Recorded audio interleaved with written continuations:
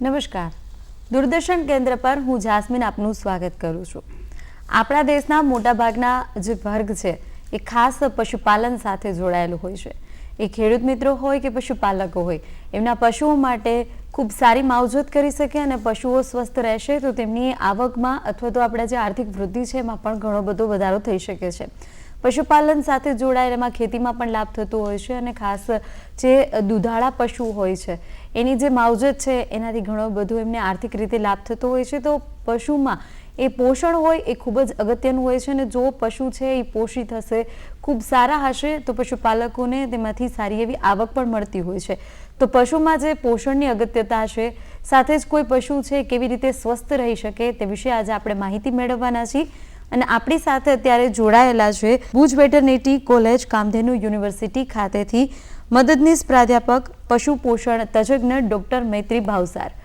જી madam, સૌપ્રથમ તો આપનું ખૂબ ખૂબ સ્વાગત છે. ખૂબ ખૂબ આભાર. નમસ્કાર. જી, ખાસ જે પશુ પોષણ છે અને તેની અગત્યતા શું છે એ આપણા દર્શક મિત્રોને જણાવશો. જી, તો પૃથ્વી પર જેટલા પણ જીવંત પ્રાણી છે કે પશુઓ છે તેમને પોતાની સામાન્ય ક્રિયાઓ જેવી કે શ્વસન, પાચન, ઉત્સર્જન તેમજ વૃદ્ધિ, વિકાસ, ભ્રૂણના પોષણ માટે આ વગેરે કાર્ય જેટલી પણ એની કામગીરી છે એની માટે તેમને ઉર્જાની જરૂર પડે છે અને આ ઉર્જા માટે તેમને પોષક તત્વોની જરૂર રહે છે. તદુપરાંત પશુ પોષણની વાત કરીએ તો પશુ પોષણ એટલે કે પશુઓને પૂરતો પોષક તત્વો મળી રહેવા. તો જ્યારે આપણે પશુઓને આહાર આપીએ છીએ ત્યારે સૌપ્રથમ તેનું વિઘટન થાય છે. તે શરીરની અંદર વિવિધ રાસાયણિક પ્રક્રિયાઓમાંથી પસાર થાય છે અને તેમાંથી જેટલા પણ પાચ્ય પોષક તત્વો છે તેનું શોષણ થાય છે, જ્યારે અપાચ્ય જેટલા પણ ઘટકો છે તેનું શરીરમાંથી ઉત્સર્જન થતું હોય છે. આમ પશુ પોષણ એ પશુઓને પોષક તત્વો પૂરું પાડવાનું એક વિજ્ઞાન છે. પશુઓની જે ઉત્પાદકતા છે એને પોષણ એમાં કેટલું મહત્વનું રહેલું છે? સામાન્ય રીતે આપણે વાત કરીએ તો છેલ્લા 2 દાયકાથી આપણે જોઈ શકીએ છીએ કે પશુપાલકો હવે પશુપાલનને એક સ્વતંત્ર વ્યવસાય તરીકે સ્વીકારી રહ્યા છીએ અને જ્યારે કોઈ પણ એક વ્યવસાય હોય ત્યારે તેને નફાકારક બનાવવો ખૂબ જ અગત્યનો છે. પશુપાલનની આપણે જ્યારે વાત કરીએ તો એની અંદર ઉત્પાદકતા એ ખૂબ જ અગત્ય ધરાવે છે અને આ પશુ ઉત્પાદકતા માટે બીજું એક અગત્યનું પરિબળ છે પશુ સંવર્ધન. પશુ સંવર્ધનની અંદર વિવિધ આર્થિક પરિબળોનો સમાવેશ થાય છે, જેમ કે પશુઓનું પ્રથમવાર ગરમીમાં આવવું, તેમનું બંધાવવું, ત્યારબાદ વિયાણ બાદની પ્રથમ ગરમીમાં આવવું, ત્યારબાદ છે એમનું નિયમિત જે ઋતુચક્ર છે તેનું નિયમન થવું. તો આ દરેકે દરેક પરિબળ છે એ છેલ્લે તો પશુ પોષણ પર આધારિત છે. જો પશુઓને પૂરતા પોષક તત્વો નહીં મળે તો પશુનું જે સામાન્ય પશુ સંવર્ધન છે એ જાળવી શકાશે નહીં. આમ પશુ સંવર્ધન જાળવી નહીં શકાય તો પશુપાલકોને પશુમાંથી પૂરતું ઉત્પાદકતા નહીં મેળવી શકે. પશુ પોષણ છે જ્યારે એની વાત કરીએ છીએ ત્યારે આપ એક તજજ્ઞ છો, તો એમાં વૈજ્ઞાનિક અભિગમ અપનાવવાની ભલામણ શા માટે કરવામાં આવે છે? આજની તારીખમાં હવે પશુપાલકો વધારે જાગૃત થયા છે. તેઓ પશુપાલનને એક સ્વતંત્ર વ્યવસાય તરીકે સ્વીકારી રહ્યા છે. તો આ વ્યવસાયને જ્યારે વધુને વધુ નફાકારક બનાવવું હોય ત્યારે આપણે જે વ્યવસાયમાંથી આપણને મૂડી મળે છે તે તેના રોકાણ કરતાં વધુ હોવી જોઈએ અને પશુપાલનની અંદર આ નફો મેળવવા માટે પશુની ઉત્પાદકતા સૌથી અગત્યની છે. આ ઉપરાંત આપણે વાત કરીએ તો વૈજ્ઞાનિક અભિગમ એટલા માટે પશુપાલકોએ સ્વીકારવો જોઈએ કારણ કે વૈજ્ઞાનિકો વિવિધ સ્તરે પોતાનો અથાગ પ્રયત્ન, મહેનતથી આ બધા અભિગમો આપતા હોય છે અને વિવિધ સારામાં સારા સંશોધનના આ પરિણામો છે. તો જો પશુપાલકો તેને સારી રીતે સ્વીકારે અને પોતાના વ્યવસાયમાં તેને ઉપયોગમાં લાવે તો તેનાથી અંતે પશુપાલકને ખૂબ જ ફાયદો થાય છે. આ ઉપરાંત વૈજ્ઞાનિકો જેટલા પણ સંશોધનો કરે છે તેના જે મુખ્ય વિષયો હોય છે તે ખાસ કરીને પશુપાલકોને કઈ રીતે આર્થિક સુખાકારી બનાવી શકાય તે રીતે એનું ચયન કરવામાં આવે છે. તો તેવી જ રીતે શું વૈજ્ઞાનિક ઢબે કરવામાં આવતું જે પશુ પોષણ છે એ અમલીકરણ જે પશુ છે એના પ્રકાર, ઉંમર અથવા તો એના જીવનના તબક્કા પ્રમાણે બદલાય છે? ખૂબ જ સરસ સવાલ છે આ. કારણ કે આપણે પશુપાલકોને સામાન્ય રીતે એવી ભ્રાંતિ હોય છે કે દરેક તબક્કાના જે પશુઓ છે તેને એક જ સરખો આહાર જોઈએ છે. તો એવું નથી. વાત સાચી છે કે દરેક ઉંમરના પશુઓને પોતાના જીવનના અલગ અલગ તબક્કાઓની અંદર અલગ અલગ પ્રકારના અને અલગ અલગ માત્રામાં પોષક તત્વો જરૂરી હોય છે. અને આપણે એક ઉદાહરણ થકી સમજીએ તો જે પણ નાના બચ્ચા હોય કે ઉછળતા બચ્ચા હોય છે 3 મહિના સુધી સામાન્ય રીતે તેઓ દૂધ પર નપતા હોય છે. બીજી રીતે વાત કરીએ તો પુખ્ત વયના અથવા તો ઉછળતા વાછરડી હોય કે પાડી હોય છે તો એ લોકોને અલગ પ્રકારની એમની પોષક તત્વની જરૂર પડતી હોય છે. દૂધની ગાયોની આપણે વાત કરીએ તો તેમને પોતાના નિભાવ ઉપરાંત પ્રતિ કિલો દૂધ માટે 400 ગ્રામ તથા દૂધની ભેંસો જો હોય તો એને 500 ગ્રામ જેટલું વધારાના દાણની જરૂર પડતી હોય છે. આ ઉપરાંત પ્રથમ વેતરની અથવા તો બીજા વેતરની કોઈ પશુ હોય તો તેને વધારાના 20 અને 10% એમ અનુક્રમે આ વધારાના પોષક તત્વોની જરૂરિયાત વર્તાય છે. એટલું જ નહીં, વસુકાયેલો પશુ હોય તો તેને પોતાના નિભાવ માટે અલગ માત્રામાં પોષક તત્વો જોઈએ છે. તેવી જ રીતે ગાભણ પશુઓ જો હોય તો તેને પોતાના નિભાવ માટે તો પોષક તત્વની જરૂર છે જ, પરંતુ તેની સાથે સાથે પોતાના ગર્ભના પોષણ માટે પણ વધારાના પોષક તત્વોની જરૂર છે. આમ દરેક પશુને દરેક જીવનના તબક્કામાં અલગ અલગ માત્રામાં પોષક તત્વોની જરૂર પડે છે. જો કોઈ નાના ઉછળતા પશુ છે એને પુખ્ત વયના જે પશુ હોય છે એટલી જ સાર સંભાળની જરૂર હોય છે, શા માટે? નાના ઉછળતા પશુઓને પણ એટલી જ સાર સંભાળની જરૂર છે જેટલી તમે પુખ્ત વયના પશુઓની સાર સંભાળ લેતા હો છો. એનું મુખ્ય કારણ એ છે કે જે પણ નાના ઉછળતા પશુઓ છે એ આવનારા સમયમાં પશુપાલક માટેની તે મૂડી છે. અને સામાન્ય રીતે આપણે પશુપાલન વ્યવસાયની જો વાત કરીએ તો તેની ઉત્પાદકતા મેળવવા માટે જો તમારું પશુ સમયસર સંવર્ધન કરી શકશે તો એ તમને વધુને વધુ મૂડી અપાવી શકશે. અને જ્યારે આપણે પશુ સંવર્ધનની વાત કરીએ છીએ તો તે ઉંમર કરતાં વધારે વજન પર આધારિત છે. અને આ જે વજનની આપણે વાત કરીએ તો પશુનું જે વજન છે તે સીધું તમારું પશુ પોષણ અને તેની માવજત કઈ પ્રકારની છે તેનું પ્રતિબિંબ છે. જી, પરંપરાગત રીતે જે પશુપાલકો છે પશુ પોષણનો કઈ રીતનો અભિગમ અત્યારે ધરાવે છે? તો સામાન્ય રીતે અમે જેટલી પણ વાર પશુપાલકો સાથે વ્યક્તિગત મળતા હોઈએ છીએ ત્યારે અમને વાતચીત કરીને એવું જણાય છે કે પશુપાલકો દરેક વર્ગના પશુઓને સમાન આહાર આપતા હોય છે. તેની જરૂરિયાતને કદાચ સમજી નથી શકતા. બીજી વાત કરું તો પશુ આહારમાં મુખ્યત્વે પશુપાલકો આડ પેદાશોનો વધારે પડતો ઉપયોગ કરે છે, જેમાં સામાન્ય રીતે કડપ, પરાળનો સમાવેશ થતો હોય છે. તદ ઉપરાંત જે આપણે દાણની વાત કરીએ છીએ કે જે ઉર્જાનો મુખ્ય સ્ત્રોત છે તો એ પણ પશુપાલકો દરેક વર્ગના પશુને નથી આપતા હોતા. જે સમતોલ આહાર એક પશુને મળવો જોઈએ કે જેની અંદર દરેકે દરેક પોષક તત્વો જે ફેટ છે કે નત્રલ પદાર્થો છે, ઉર્જાના વિવિધ સ્ત્રોતો છે એ સમાન પ્રમાણે પશુઓને મળવું જોઈએ, તે મળી શકતું નથી. તદ ઉપરાંત પશુપાલકો ખનિજ ક્ષારના મિશ્રણ પર પણ એટલું ધ્યાન નથી આપતા. આમ પશુપાલકો પોતાના પશુઓને અલગ અલગ વર્ગ પ્રમાણે કદાચ સાર સંભાળ એટલી સારી રીતે નથી કરી શકતા. એવી જ રીતે જે પશુપાલકની આપણે વાત કરી તો પશુ પોષણ ક્ષેત્રે ઉત્પાદકતા અંગેના જે અવરોધો હોય છે એ કયા છે અને વૈજ્ઞાનિક અભિગમો થકી તેને સુધારી શકાય ખરા? તો પશુપાલકો સામાન્ય રીતે જે પોતાના ઘરે દૂધણા પશુઓ હોય છે એની પર સૌથી વધારે ધ્યાન કેન્દ્રિત કરતા હોય છે. નાના બચ્ચાઓ હોય કે ઉછળતા પશુઓ હોય અને સૌથી વધારે વસુકાયેલા પશુઓ હોય એની પર વધારે ધ્યાન આપવામાં આવતું નથી. આથી આવા બધા પરિસ્થિતિમાં પશુઓને જે પોષક તત્વો મળવા જોઈએ તે મળતા નથી, જેના કારણે પશુઓને શરીરની અંદર ઘણી બધી ત્રુટીઓ રહી જાય છે. જેમ કે સમયાંતરે પશુ ગરમીમાં આવતું નથી, તેનું ઋતુચક્રનું નિયમન થતું નથી, વિયાણ બાદ પણ પશુ ફરીવાર ગરમીમાં નથી આવતું, 2 વેતર વચ્ચેનો સમયગાળો વધી જાય છે.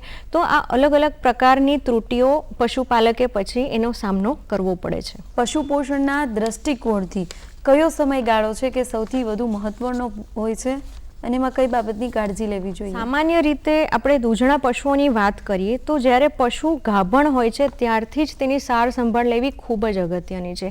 તેમાં પણ ગાભણ પશુઓના જે છેલ્લા 3 મહિના હોય છે તે ખૂબ જ અગત્યના છે, કારણ કે છેલ્લા 3 મહિનાની અંદર પશુના ગર્ભમાં રહેલા બચ્ચાનો વિકાસ ખૂબ જ ઝડપથી થઈ રહ્યો હોય છે. અને બીજી રીતે 3 મહિનાની જ્યારે આપણે વાત કરીએ એમાં પણ વિયાણના આગલા 15 દિવસ તેમજ વિયાણ પછીના 15 દિવસનો સમયગાળો ખૂબ જ અગત્ય ધરાવે છે. કારણ કે આ સમયગાળા દરમિયાન પશુ વધુ ખોરાક ખાઈ નથી શકતો, તેમ ઉપરાંત વિયાણ પછી દૂધ ઉત્પાદન વધુ ને વધુ વધતું જાય છે. તો આથી આવા સમયગાળા દરમિયાન પશુપાલકે પશુઓનું ખાસ માવજત અને ધ્યાન લેવું જોઈએ. તેવી જ રીતે જો પશુ પોષણ સંબંધિત રોગો હોય છે તો એ પશુઓની ઉત્પાદકતા અથવા તો તેની પ્રજનન ક્ષમતા છે એની પર કોઈ માઠી અસર કરી શકે? પશુઓમાં આહાર જો પશુ પ્રોપર રીતે નહીં લઈ શકે કે એને પૂરતો પોષક તત્વો નહીં મળી શકે તો સૌપ્રથમ પશુનું સ્વાસ્થ્ય નહીં જળવાય. પશુઓની જે રોગ પ્રતિકારક શક્તિ છે તે પણ પશુઓને પોષક તત્વો થકી મળતી હોય છે. તદ ઉપરાંત પશુ સ્વસ્થ નહીં હોય તો સારું ઉત્પાદન આપી નહીં શકે. સારું ઉત્પાદન નહીં આપી શકે તો અંતે પશુપાલક તમારું નફાકારક નહીં બની શકે. તદ ઉપરાંત જો પશુઓને ખાસ કરીને દૂધણા પશુઓને વિયાણના પહેલાં અને પછી ખાસ માવજત ન આપવામાં આવે તો ચયાપચય સંલગ્ન ઘણા બધા રોગો જોવા મળે છે, જેમ કે દૂધિયો તાવ છે, કીટોસિસ છે, એસિડોસિસ છે. તો આવા બધા રોગો થવાની સંભાવના વધી જાય છે, જે આર્થિક રીતે પશુપાલકને પણ ખૂબ ખોટ આપી શકે છે. આથી પશુ પોષણ ખૂબ જ અગત્યનું છે, કારણ કે પશુ સ્વસ્થ હશે તો આગળ ઉત્પાદકતા સારી આપી શકશે. જે રીતે તમે કહ્યું પહેલાં પણ આપણે વાત કરી વૈજ્ઞાનિક અભિગમની, એવી જ રીતે પશુ પોષણમાં કયા વૈજ્ઞાનિક અભિગમો છે કે જે અપનાવવા જોઈએ? તબક્કાવાર અલગ અલગ વર્ગના પશુઓને જરૂરિયાતનું પોષક તત્વો મળી રહેવું ખૂબ જ જરૂરી છે. મુખ્યત્વે 5 પોષક તત્વો છે જે પશુઓને ખાસ મળવા જોઈએ. પાણીને પણ આપણે પોષક તત્વો ગણી શકીએ છીએ. ત્યારબાદ છે નત્રલ પદાર્થો, પછી કાર્બોદિત પદાર્થો છે, ફેટ છે, તેમજ સૂક્ષ્મ પોષક તત્વો જેમાં આપણે ખનિજ ક્ષાર અને પ્રજીવકોનો સમાવેશ કરી શકીએ છીએ. આમાં પણ ખાસ કરીને પશુઓને જે સૂકા ભાગની તેમની જરૂરિયાત છે તેને આપણે પૂરી કરવી ખૂબ જ અગત્યની છે. આ કુલ સૂકા ભાગનો જે આપણે વિભાજિત તેને કરીએ તો 2/3 ભાગ આપણે ઘાસચારામાંથી પૂરો પાડી શકીએ, જ્યારે 1/3 જેટલો ભાગ આપણે એને દાણ થકી પૂરો પાડી શકીએ. દૂધણા પશુઓની આપણે જો વાત કરીએ તો દૂધણા પશુઓની અંદર ઘાસચારા અને દાણનો ગુણોત્તર જો 40 થી 60 જેટલો જો તમે કરી શકો છો તે ખૂબ જ સારી રીતે એ પશુ તમારું ઉત્પાદન આપી શકશે. બીજી રીતે જ્યારે પણ પશુઓને તમે લીલો ચારો આપો છો ત્યારે તેને તમે કાપીને આપી શકો છો, જેનાથી પશુ આહારનો બગાડ ઓછો થાય છે, તેમજ આર્થિક રીતે પશુપાલકને તે સારું પડે છે. બીજા ઘણા બધા એવા પૂરક ઘટકો છે જે આજના સમયમાં આપણે પશુ આહારમાં તેનો ઉપયોગ કરી શકીએ છીએ, જેમ કે ઉત્સેચકો છે. તદ ઉપરાંત આપણે અત્યારે વિવિધ બીજા પણ ઘટકો ઉપલબ્ધ છે, તો એને આપણે ઉપયોગ કરીને પશુની ઉત્પાદકતામાં વધારો કરી શકીએ છીએ. જો પશુપાલક પશુ આહારમાં નીચી ગુણવત્તા સભરના આહારનો ઉપયોગ કરતા હોય તો તેને આપણે બીજી તકનીકોનો ઉપયોગ કરીને તેમાં જે પાચ્ય પોષક તત્વો છે તેનો વધારો કરી શકાય. ઉદાહરણ તરીકે યુરિયા ટ્રીટમેન્ટ છે કે સોલિડ સ્ટેટ ફર્મેન્ટેશન છે, એ બધી તકનીકોનો આપણે ઉપયોગ કરી શકીએ છીએ. ત્યારબાદ મેં કીધું એ પ્રમાણે કે વિયાણના પહેલાં અને પછીના જે 15 દિવસો છે જેને આપણે ટ્રાન્ઝિશનલ પીરિયડ કહેતા હોઈએ છીએ, એ દરમિયાન પશુઓનું ખાસ ધ્યાન રાખવામાં આવે. તદ ઉપરાંત પશુઓને વિયાણ પહેલાં 55 થી 60 દિવસનો આરામ આપવો ખૂબ જ જરૂરી છે, કારણ કે આ સમયગાળા દરમિયાન એક તો પશુના ગર્ભમાં જે બચ્ચું રહેલું છે તેનો વિકાસ ખૂબ જ ઝડપથી થઈ રહેલો હોય છે.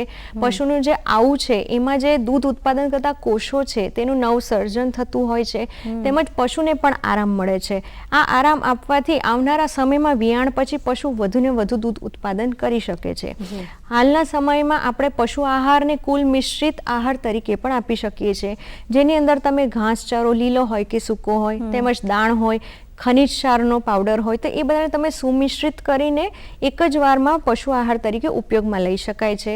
તદ ઉપરાંત બિન પ્રચલિત જેટલા પણ પશુ આહારના ઘટકો છે તેને આપણે ઉપયોગમાં લઈ શકીએ છીએ. અને અંતે પશુ પોષણ જ ફક્ત માવજત કરવી એ જરૂરી તો એટલી છે જ, પરંતુ તેની સાથે સાથે શુદ્ધ એટલે કે સ્વચ્છ દૂધ ઉત્પાદન પર પણ એટલું ધ્યાન આપવું જરૂરી છે. તેની માવજત પણ એટલી જરૂરી છે, જેમાં જે પશુપાલક છે તેની ચોખ્ખાઈ, પશુની ચોખ્ખાઈ, તેમજ જે વાસણની અંદર આપણે દૂધ લઈએ છીએ એ દરેક વસ્તુની ચોખ્ખાઈને આપણે ધ્યાને લેવું પડે છે. અને તમારા પશુને તમે જે પણ રહેઠાણ આપો છો એ રહેઠાણ પૂરેપૂરું એનું વેન્ટિલેશન રહે, એટલે કે હવાની સારી અવર જવર રહે તેનું આપણે ખાસ ધ્યાન રાખવું પડે છે.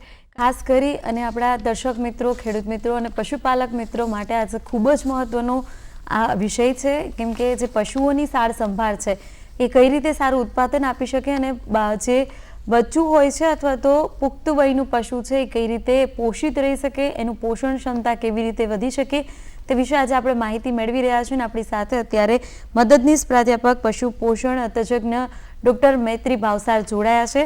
તો આગળ મેડમ હું પૂછવા માંગીશ કે જે પશુ પોષણ છે એને સંબંધિત નવી પદ્ધતિઓ કઈ છે? આજના સમયમાં ઘણા એવા સંશોધનો થઈ રહ્યા છે જેમાં મુખ્યત્વે વિવિધ પૂરક ઘટકોને આપણે પશુના મુખ્ય આહારમાં તેનો ઉપયોગ કરી રહ્યા છીએ, જેની અસર આપણે પશુની વૃદ્ધિ તેમજ વિકાસ પર તદુપરાંત દૂધ ઉત્પાદન પર પણ જોઈ રહ્યા છે. આજના સમયમાં એક મિથેન ઉત્સર્જન પણ એક ખૂબ મુખ્ય વિષય છે. ક્લાઇમેટ ચેન્જ જે આપણે સર્વે જાણીએ છીએ કે અત્યારના સમયમાં જે ઋતુઓ છે તેનું નિયમન હવે એટલું પહેલાંની સમયના જેમ નથી થઈ રહ્યું.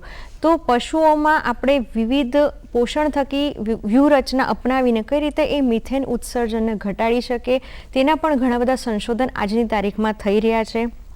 આ ઉપરાંત ઘણા બધા બિન પ્રચલિત એવા પશુ આહારના ઘટકો છે જેનો પણ આપણે ઉપયોગ કરીને પશુ ઉત્પાદકમાં વધારો લઈ શકીએ છીએ. તેવી જ રીતે પશુપાલકો છે એ કઈ રીતે આ ઉત્પાદનના, જેમ તમે આગળ કહ્યું એવી રીતે કયા એવા ઘટકો છે કે જેને લઈ અને પશુપાલનમાં એટલે ઉત્પાદકતામાં વધારો કરી શકે છે? ઘણા બધા પશુપાલકો જે પશુ આહાર ઘટકોનો ઉપયોગ કરે છે તે મોટા ભાગે પ્રચલિત છે.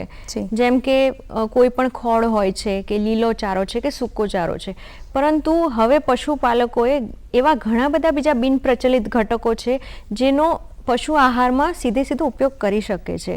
ઉદાહરણ જોઈએ તો દરિયાઈ શેવાળ છે, તો દરિયાઈ શેવાળ છે, ત્યારબાદ બાવળની શીંગો છે, કેરીની ગોટલી છે, વૃક્ષના પાંદડા છે, તો આ વગેરે બધા બિન પ્રચલિત ઘટકો છે, પરંતુ તેની અંદર પણ ઘણા બધા સારા એવા પાચ્ય પોષક તત્વો તેમજ ખનિજ ક્ષારો આવેલા છે.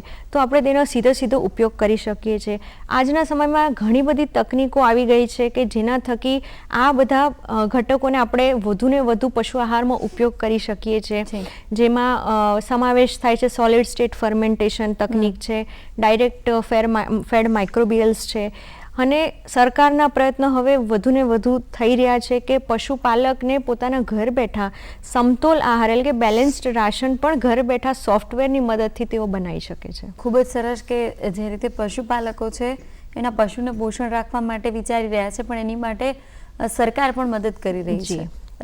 તો તેવી જ રીતે પશુ પોષણની જ્યારે આપણે વાત કરીએ છીએ ત્યારે વૈજ્ઞાનિક અભિગમ અથવા તો એ પદ્ધતિ કઈ છે કે જેના કારણે પશુપાલકો છે એ આર્થિક રીતે વધુ લાભ લઈ શકે? પશુ પોષણ છે એ સામાન્ય રીતે પશુઓનો જે દિવસનો કુલ ખર્ચ છે તેમાંથી 60 થી 70% જેટલો ખર્ચો તો પશુ પોષણનો આવતો હોય છે. તો જો તમે પશુ પોષણને સારી રીતે માવજતથી કે સુધારી શકો છો તો પહેલો આર્થિક ફાયદો તો તમને ત્યાં થશે. બીજી વસ્તુ કે જ્યારે પશુઓને બીમાર પડે છે, રોગ થાય છે, ત્યારે પશુઓનું એક તો દૂધ ઉત્પાદન ઘટે છે, તદ ઉપરાંત પશુ સારવાર માટેનો પણ નવો ખર્ચો ઊભો થાય છે. એટલે આવી પરિસ્થિતિમાં પશુપાલકને આર્થિક રીતે ખોટ જાય છે.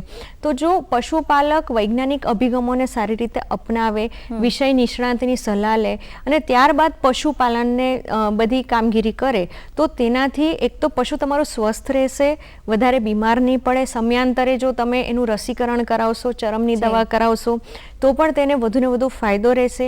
અને જો તમારું પશુ સ્વસ્થ હશે તો આપોઆપ એની સારી ને સારી તમે ઉત્પાદકતા મેળવી શકશો. એટલે અંતે હું એટલું જ કહીશ કે વધુ પડતા પશુ રાખવા કરતાં તમે સારી ગુણવત્તાવાળા પશુ અને એને વધુમાં વધુ માવજત આપીને જો રાખી શકો છો તો તે સૌથી ઉત્તમ ઉપાય છે. અને આવા ઉપાય લેવાથી પશુપાલક નફાકારક પશુપાલન કરી શકે છે. જે રીતે તમે રસીકરણની વાત કરી તો કોઈ પણ પશુ છે એ જન્મે છે ત્યારથી કેટલા સમય દરમિયાન એને રસીકરણ કરવું જોઈએ? સામાન્ય રીતે જે પશુઓ છે તેમાં અલગ અલગ પ્રકારના રોગો થતા હોય છે. તેમાં ઘણા બધા રોગોનો સમાવેશ થાય છે, જેમ કે ચેપી ગર્ભપાત છે, પછી ટ્યુબરક્યુલોસિસ છે, ત્યારબાદ હેમરેજિક સેપ્ટિસેમિયા છે, બ્લેક ક્વાર્ટર છે, આ બધા અલગ અલગ રોગો માટેનું રસીકરણ આપવામાં આવતી હોય છે. તો આપણે નાનામાં નાનું બચ્ચું જ્યારે 4 મહિનાનું થતું હોય છે આપણે ત્યારે તેની રસીકરણ શરૂઆત કરી શકીએ છીએ. 4 મહિના પહેલાં આપણે રસીકરણ નથી કરતા. ખાસ કોઈ એવા પ્રકારના જે રોગો, તમે જેમ રસીકરણની આપણે વાત કરીએ તો કોઈ અલગ અલગ રોગ પ્રમાણે કોઈ રસીકરણ, તેના વિશે વિગતવાર માહિતી આપણા દર્શક મિત્રોને આપશો. ચેપી ગર્ભપાત એક એવો રોગ છે કે જેની માટે આપણે પશુઓને જીવનમાં એક જ વાર રસી આપવાની હોય છે. જી. અને આ રોગ ખૂબ જ અગત્યનો છે કારણ કે ચેપી ગર્ભપાત ફક્ત પશુઓને જ નહીં પરંતુ માણસોમાં પણ પશુ થકી આવી શકે છે. આ પ્રતિસંચારિત રોગ છે. તો ચેપી ગર્ભપાતની જે રસી છે એ 4 મહિના પછી અથવા તો 4 થી 6 મહિનાની વચ્ચે કોઈ પણ માદા પશુ હોય તેને આપવામાં આવે છે. ત્યારબાદ એક ખરવા મુવાસાની આપણે રસીકરણ કરતા હોઈએ છીએ. હેમરેજિક સેપ્ટિસેમિયાની આપણે રસીકરણ કરતા હોઈએ છીએ. આ બંને રોગોનું રસીકરણ આપણે વાર્ષિક 2 વાર કરતા હોઈએ છીએ, એક શિયાળા દરમિયાન અને બીજું ચોમાસાની પહેલા. પશુઓમાં કયો સમય દરમિયાન અથવા તો કઈ એવી ઋતુ છે કે એમાં વધારે પડતા રોગો જોવા મળતા હોય છે? ચોમાસા પહેલાની જે સમયગાળો છે તે ખૂબ જ ક્રિટિકલ કહી શકાય છે કારણ કે આ દરમિયાન રોગચાળો થવાની શક્યતા વધી જાય છે. ઠેર ઠેર પાણી ભરાઈ જતા હોય છે. જે સ્વચ્છતા જળવાવી જોઈએ પશુ રહેઠાણમાં એ જળવાતી નથી. તો એવા સમયગાળા દરમિયાન ખાસ પશુઓનું ધ્યાન રાખવું પડે છે. તદ ઉપરાંત શિયાળા પહેલાંનો જે સમયગાળો છે, જે આપણે કહેતા હોઈએ છીએ કે ભાદરવાનો માસ છે, ત્યારે તાપમાન ગરમ પણ હોય છે અને વાતાવરણની અંદર ભેજનું પ્રમાણ પણ વધુ હોય છે. તો આવા સમયગાળા દરમિયાન રોગચાળા થવાની શક્યતાઓ વધી જાય છે કારણ કે સ્વચ્છતા નથી જળવાતી તેમજ ગરમીના કારણે પણ પશુઓને વધુને વધુ તકલીફ પડી શકે છે. અગાઉ તમે જેમ જણાવ્યું કે જે ગર્ભને લગતો જે ચેપ છે એ માણસોમાં પણ, તો જે કોઈ પણ પશુપાલકો છે એ જો પશુને સાર સંભાળ કરતા હોય કે પશુનો ઉછેર કરતા હોય તો એમાંથી જે પશુમાંથી કોઈ માનવમાં કોઈ પણ જાતનો ચેપ ન આવે એના માટે લોકોએ કેવી કાળજી લેવી જોઈએ? આ જે પણ રોગો છે કે જે પશુ દ્વારા માણસમાં આવે છે તેને પ્રતિસંચારિત આપણે રોગો કહીએ છીએ. પ્રતિસંચારિત રોગો ખૂબ જ મહત્વના છે. એને પહેલાં પશુપાલકોએ સમજવું પડે કે આપણે જેટલી સ્વચ્છતા રાખીશું આપણે રોગને એટલું જ પશુથી દૂર રાખી શકીશું. આથી પશુનું જે રહેઠાણ છે, પશુનો જેટલો પણ બગાડ છે એનું આપણે યોગ્ય નિકાલ કરવો જોઈએ. તેમજ ખાસ કરીને જેટલા પણ વિષય નિષ્ણાંત છે અથવા તો પશુ ચિકિત્સક છે એની ખાસ સલાહ લેવી જોઈએ. ઘણી વખત આપણે એવું જોતા હોય છે કે વર્ષોથી જે પશુપાલકો હોય, પશુપાલન હોય, એમની પાસે પશુઓનો ઉછેર કરતા હોય, ઘણી બધી બીમારી એવી છે કે પોતે જ એનું નિવારણ કરી નાખતા હોય છે કે પશુઓની સાર સંભાળ કરતા હોય, એના પાછળ પરિણામો પણ ઘણી વખત આપણને ગંભીર જોવા મળતા હોય. તો એવા પશુપાલકો છે કે જે પોતે જ પશુની સારવાર કરતા હોય છે, એમને શું સલાહ આપશો? આવા પશુપાલકોને હું એટલી જ સલાહ આપીશ કે પશુ ચિકિત્સક એ ખાસ કરીને પશુઓ સાથે જેટલી પણ સંકળાયેલી વિજ્ઞાન છે, દરેક વિષય છે એના નિષ્ણાંત છે. તો ખાસ કરીને પશુઓને પોતાના ઘરગથ્થુ ઈલાજ કરતાં એક તજજ્ઞની સલાહ લેવી ખૂબ જ જરૂરી છે કારણ કે ક્યારેક પશુપાલકો પોતાના ઘરગથ્થુ ઈલાજના કારણે પોતાનું કિંમતી પશુ પણ ગુમાવી દેતા હોય છે. અંતમાં જે પશુપાલકો હોય છે, ખેડૂત મિત્રો હોય છે, સારું એવું ઉત્પાદન મેળવી શકે, સાથે જ એમના પશુ ખૂબ સારી રીતે અને સ્વસ્થ રહી શકે, એના માટે શું સલાહ આપશો? ખાસ કરીને પોતાનું જે પણ તમારી જોડે પશુ છે એ સ્વસ્થ રહે એ સૌથી અગત્યનું છે. અને પશુ સ્વસ્થ ત્યારે જ રહી શકે જ્યારે તેને સારું વાતાવરણ આપવામાં આવે, સારું પોષણ આપવામાં આવે અને તમારું પશુ પોતે સારી રીતે ઉત્પાદન આપી શકે છે. તો પશુની માવજત એ ખૂબ જ અગત્યનું પરિબળ છે.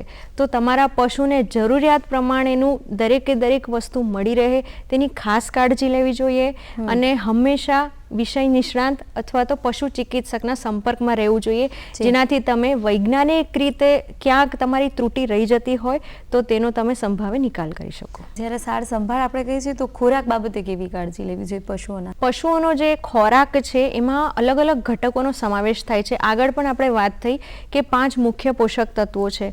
તો ખાસ 5 પોષક તત્વો પશુને સમતોલ આહાર તરીકે મળી રહે એનું ખાસ ધ્યાન રાખવું જોઈએ. ફક્ત કાર્બોદિત પદાર્થ અગત્યના નથી કે નત્રલ પદાર્થો અગત્યના નથી. 5 પોષક તત્વો અગત્યના છે. કાર્બોદિત પદાર્થ, નત્રલ પદાર્થ, ફેટ, સૂક્ષ્મ પોષક તત્વો અને પાણી. તો આ બધું પશુઓને સારી રીતે યોગ્ય માત્રામાં મળી રહે એ ખૂબ જ આવશ્યક છે. તો જે રીતે ખેડૂત મિત્રો, પશુપાલક મિત્રો, આજનો જે વિષય છે એ પશુઓ પાસે આપણે જે અપેક્ષાઓ હોય છે સારા એવા દૂધ ઉત્પાદનની, એ તેટલી જ અપેક્ષા પશુઓના સ્વાસ્થ્યને લઈને પણ હોય છે. જો પશુ સ્વસ્થ રહેશે તો ખૂબ સારું ઉત્પાદન મળશે. સાથે જ જે નાના પશુના બચ્ચા હોય છે ત્યારથી લઈ પુખ્ત વયના જે પશુ આપણી પાસે હોય એની કઈ રીતે માવજત કરવી, સારું ઉત્પાદન, સાથે તેની સાર સંભાળ વિશે જાણ્યું. સાથે જે કોઈ પણ પશુ છે એમાં કોઈ પણ જાતનો રોગ છે તો એ માનવમાં પણ ન ફેલાય એના માટે પણ કાળજી લેવી ખૂબ જ જરૂરી છે. એટલે ખાસ પશુપાલક મિત્રો, જો તમારા પશુઓની પાસે સારું ઉત્પાદન લેવું હોય તો એટલું જ જરૂરી છે કે તમારા પશુ ખૂબ જ સ્વસ્થ રહે. તો આજનો વિષય ખૂબ જ મહત્વનો હતો પશુપાલક મિત્રો માટે. આવા જ નવા વિષય સાથે ફરીથી મળશું. તો આપણી સાથે અત્યારે ડૉક્ટર મૈત્રી ભાવસાર જોડાયા હતા. મેડમ અમારી સાથે ઉપસ્થિત થયા. પશુપાલક મિત્રો, ખેડૂત મિત્રોને ખૂબ સરસ માહિતી આપી તે બદલ આપનો ખૂબ ખૂબ આભાર. ખૂબ ખૂબ આભાર.